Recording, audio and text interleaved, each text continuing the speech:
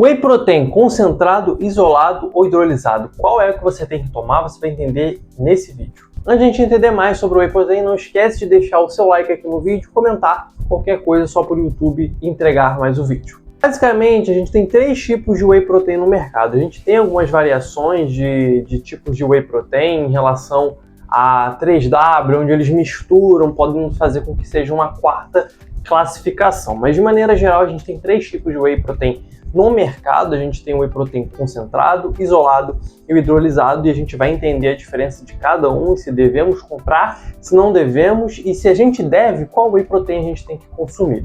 Começando pelo básico, é o Whey protein concentrado. O nome de concentrado não tem a ver com a concentração do Whey no sentido dele estar atento a algo, e sim concentrado no sentido de concentração, de proporção. Quando você pega o Whey protein de mais ou menos ali 80% de concentração proteica, em 30 gramas você teria algo próximo a 24 gramas de proteína. Um Whey de 70%, em 30 gramas você vai ter 21 gramas de proteína. Então, quando você tem o Whey protein concentrado, você nada mais tem do que um produto no qual ele teve alguns processos de filtragem. Então você tem ali você tem o leite, e no leite você tem mais ou menos 20% de proteína do soro do leite, e 80% do leite é caseína, que é uma outra proteína que você encontra no leite. Quando você pega a produção de produtos de queijo, você tem ali ações de enzima que fazem com que, basicamente, através da produção do queijo, você consiga ter a extração do soro do leite. E esse soro do leite, depois ele passa por alguns processos da indústria, onde colocam sabor, aroma, desidratam para que você tenha ali uma concentração de proteínas. Quando você pega 1 litro de leite, você tem 30 gramas de proteína. Só que um scoop ali, você tem às vezes uma concentração de 80% de proteína, às vezes ali em 40, 50 gramas, depende muito do Whey protein, exatamente da concentração, você tem a mesma quantidade. Então, o que acontece? 1 litro de leite você alcança 30 gramas de proteína. Com mais ou menos 40, 45 gramas de Whey protein, você garante as mesmas 30 gramas. Então, você tem um produto que é o leite aqui, e você consegue uma quantidade muito pequena em pó, porque desidratou, você consegue a concentração de proteínas que teria aqui no litro. Por isso que o nome é Whey protein concentrado. Quando a gente pega o Whey protein isolado, de maneira mais simplificada, ele sofre mais alguns processos, fazendo com que você tenha uma isolação maior de proteína em menor quantidade de carboidrato.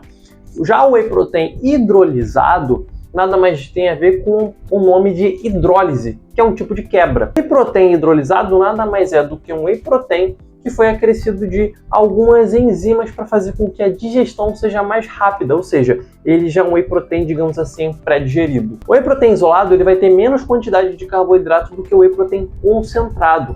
Por isso que muitos intolerantes à lactose têm mais benefício de utilizar. Alguns atletas também utilizam por ter menos carboidrato, consequentemente tem menos calorias, e às vezes, numa reta final de uma preparação, ele pode estar utilizando. Mas qual que é o grande sentido de usar cada um dos Wheys? O Whey protein concentrado vai servir para todo mundo.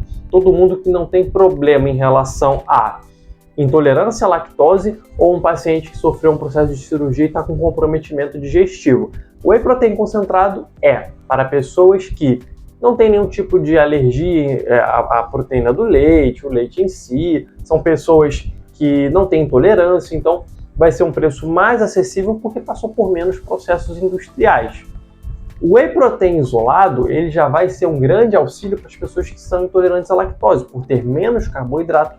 Consequentemente, essas pessoas, a depender do nível de intolerância, vão se beneficiar do consumo desse Whey protein. Antes da gente continuar para o Whey protein hidrolisado, é muito importante entender que o Whey protein nada mais é do que um suplemento proteico em pó. Então você consome ele para atingir as metas de proteína.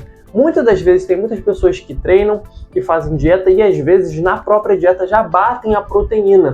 E muitas das vezes elas nem sabem se batem ou não.